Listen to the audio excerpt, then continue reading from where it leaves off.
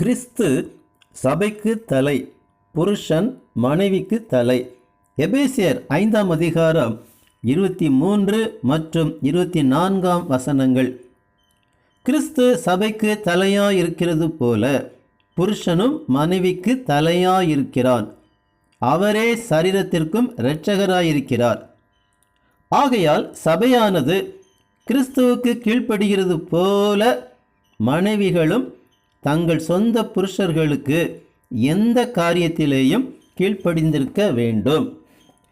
இந்த வசனங்களில் புருஷன் கிறிஸ்துவுக்கும் மனைவி சபைக்கும் உவமையாக சொல்லப்பட்டுள்ளது.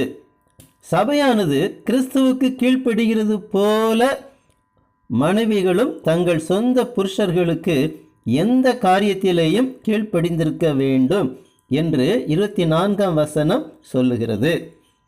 இந்த வசனம் சொல்லுகிறபடி மனைவிகள் தங்கள் சொந்த புருஷர்களுக்கு எந்த காரியத்திலேயும் கீழ்ப்படுகிறார்களா? அதுபோல சபையானது கிறிஸ்துவுக்கு கீழ்ப்படுகிறதா?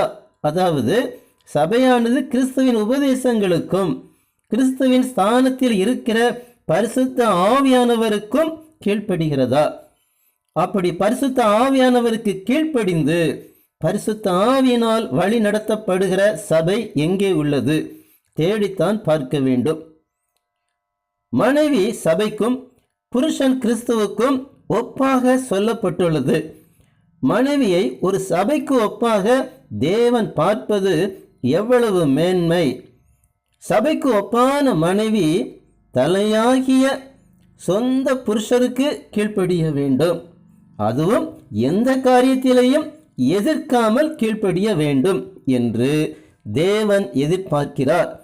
அதுபோல சபையும் அந்த சபைக்கு தலையாகிய கிறிஸ்துவுக்கு அடங்கி இருந்து அவருக்கு கீழ்ப்படிய வேண்டும் என்று கர்த்தர் எதிர்பார்க்கிறார்.